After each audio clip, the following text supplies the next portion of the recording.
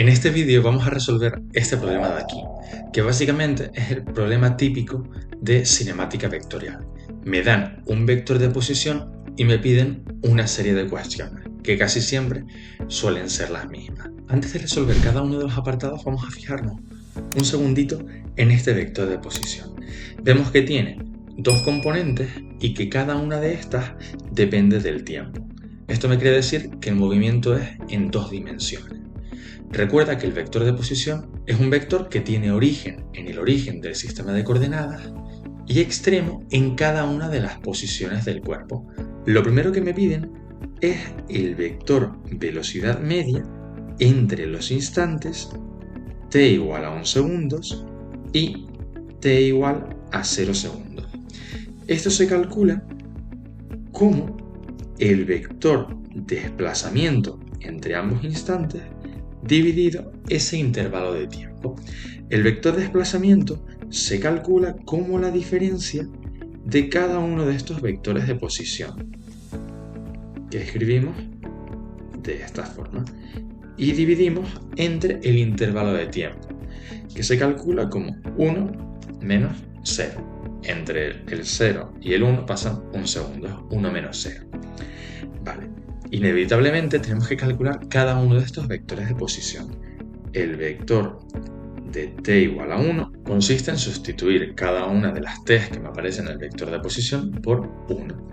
Esto es 3 por 1 más 2 y más 4 por 1 al cuadrado más 2j. Y esto me queda 5i más 6j. Lo mismo para el vector de posición t igual a 0. Me queda 3 por 0 más 2 y más 4 por 0 al cuadrado más 2j. Y esto resulta 2i más 2j.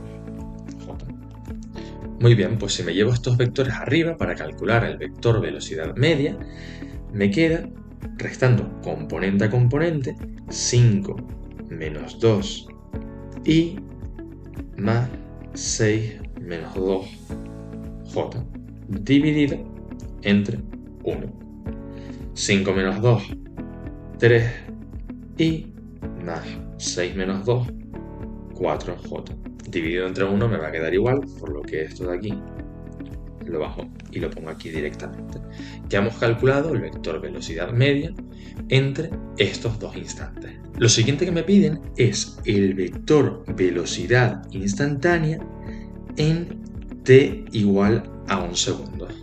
Para esto tengo que calcular el vector velocidad instantánea en función del tiempo, el cual se determina como la derivada del vector de posición. Si tienes dudas de derivadas, puedes ver el vídeo dedicado al vector de posición, que ahí se explican paso a paso cada una de las derivadas que nos van a interesar en este caso. Muy bien, pues si derivo el vector de posición, esta componente, la componente x, me da de derivada 3, y le pongo el vector unitario y, más la derivada de esta componente de aquí, que es 8t por el vector unitario j. Pues el vector velocidad en el instante t igual a 1 es simplemente sustituir en cada una de estas t un 1. Me queda 3i más 8j. Como el vector de posición me viene en unidades del sistema internacional, esta velocidad me viene en metros partidos segundos. El siguiente apartado me pide la aceleración instantánea en t igual a 1 segundo. Para ello, recordamos que el vector aceleración instantánea se calcula como la derivada del vector velocidad instantánea. Aunque me lo piden t igual a 1, tengo que derivar el vector velocidad en función del tiempo, porque si yo derivo el vector velocidad en t igual a 1, el que obtuvimos en el apartado anterior, voy a obtener 0. Tengo que derivarlo primero en función del tiempo y luego sustituyo el t igual a 1 en este caso. Vale, pues esta derivada, recordamos que tenemos el vector velocidad ahí, me queda 0i más 8j. j. Muy bien, en el instante t igual a 1 y en cualquier instante este vector va a ser este de aquí, el vector 8j, porque como vemos no tiene dependencia temporal. Muy bien, el vector de aceleración en t igual a 1 es igual a 8j. Tengo que poner las unidades, que de nuevo, como es en el sistema internacional, me va a dar esta aceleración en metros partido segundos al cuadrado. Lo siguiente que nos piden son las componentes intrínsecas de la aceleración en el instante t igual a 1 segundo. Estas son dos, la componente tangencial y la componente normal, llamadas también aceleración tangencial y aceleración normal. Ambas son vectores que sumados nos dan el vector aceleración instantánea que acabamos de calcular en el apartado anterior. La aceleración tangencial mide los cambios en el módulo de la velocidad y por lo tanto se calcula como la derivada del mismo, la derivada del módulo del vector velocidad, multiplicado por un vector tangencial que es tangente a la trayectoria en cada momento. No lo tenemos que calcular, pero sí que poner siempre. La otra componente es la aceleración normal, un vector que es perpendicular al anterior, perpendicular al tangente, y mide si existen cambios en la dirección del vector velocidad. Este se puede calcular como el módulo del vector velocidad al cuadrado entre el radio de la curva. Sin embargo, ahora veremos que no podemos calcularlo de esta forma y tendremos que tomar un camino alternativo. Sin embargo, vamos a empezar por el principio, por la componente tangencial de la aceleración. Para ello, en esta expresión, necesito saber cuál es el módulo del vector velocidad, el cual recordamos que teníamos aquí. El módulo del vector velocidad, como cualquier módulo de vector, se calcula como la raíz cuadrada de la suma de los cuadrados de sus componentes. En este caso, 3 al cuadrado más 8t al cuadrado. Y esto es igual a la raíz cuadrada de 9 más 64t al cuadrado. Muy bien, pues ahora si este es el módulo del vector velocidad, tengo que derivarlo respecto al tiempo para obtener la aceleración tangencial. Esta derivada se realiza, voy a poner aquí una nota aparte rápidamente, como la derivada de la raíz cuadrada de una función. Y esta es la derivada de esa función que está dentro de la raíz partido 2 veces la raíz de la función. Vale, parece un rollo, pero simplemente tenemos que derivar la función que está dentro de la raíz y dividirla por 2 la raíz de la función. En este caso, la derivada de esta función nos queda como la derivada de lo de dentro de la raíz. 9 es 0, 64t al cuadrado, nos queda 128t, dividido entre 2 veces esa misma raíz, 2, 9 más 64t al cuadrado. Ese 2 abajo en el denominador y el 128 se pueden simplificar y nos quedará un 64t dividido raíz de 9 más 64t al cuadrado. Esto de aquí, 64t partido raíz de 9 más 64t al cuadrado por el vector unitario tangente, es la aceleración tangencial para cualquier instante. Como nosotros la queremos en t igual a 1, va a tomar el valor aceleración tangencial, pongamos en t igual a 1 segundos, sustituir la t por unos.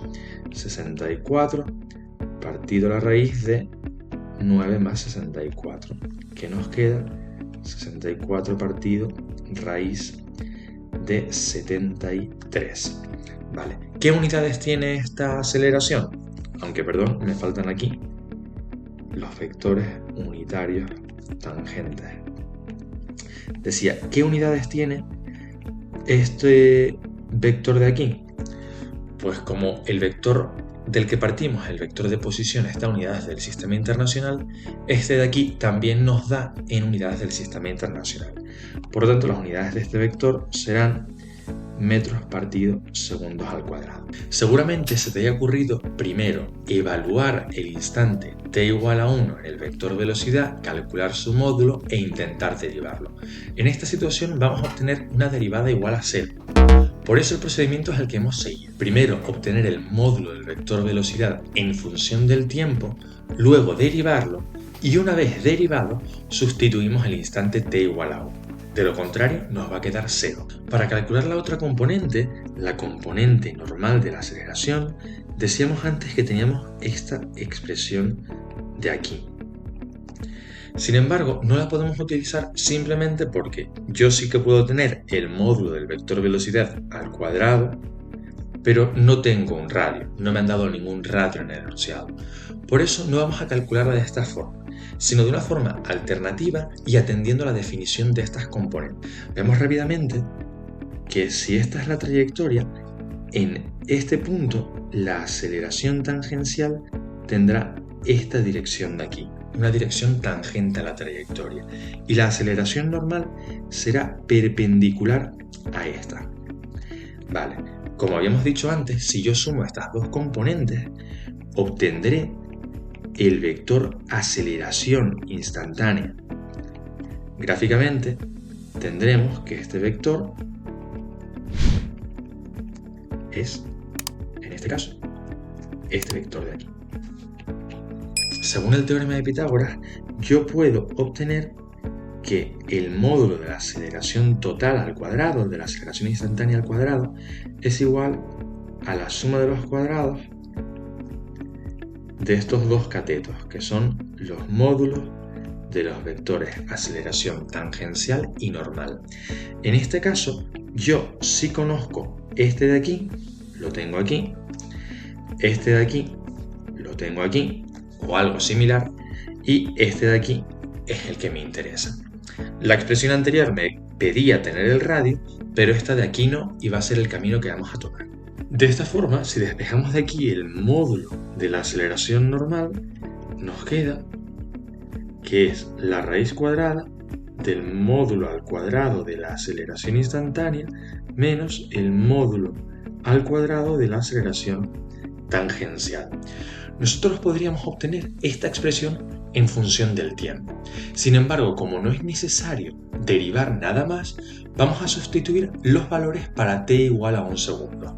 Es decir, el vector o el módulo del vector aceleración instantánea para t igual a 1 segundo, que de todas formas era constante en el tiempo, y el módulo del vector aceleración tangencial para t igual a 1 segundo. De esta forma vamos a obtener el módulo del vector aceleración normal para t igual a 1 segundo. No lo vamos a obtener de forma genérica, de forma en función del tiempo, pero como es lo que me piden, y si no se me engorrona un poco la expresión, vamos a ir directamente a esta expresión en t igual a 1 segundo.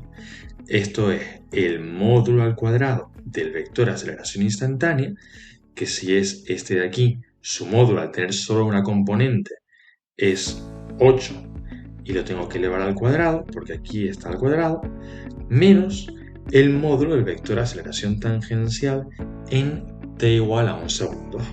El vector es este de aquí y de nuevo, como solo tiene una componente, es directamente esa componente y elevada al cuadrado.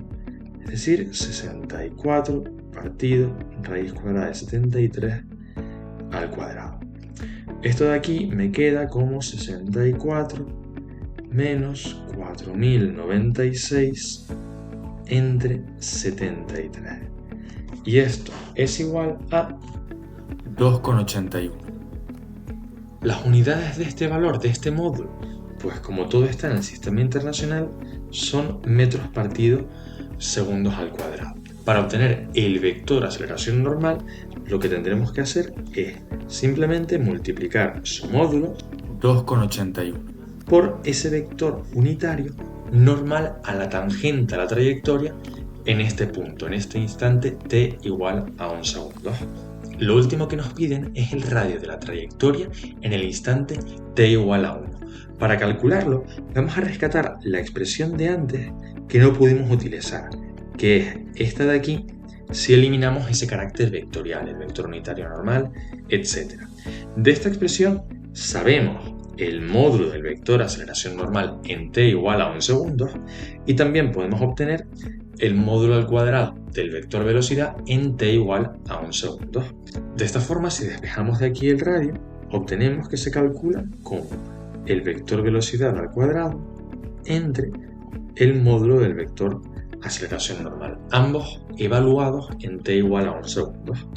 Este módulo del vector velocidad al cuadrado es igual, elevado al cuadrado, el módulo de este vector de aquí, es decir, 3 al cuadrado más 8t, te vale 1, 8 al cuadrado, y dividirlo entre el módulo de este vector de aquí, que como tiene solo una componente, es el mismo.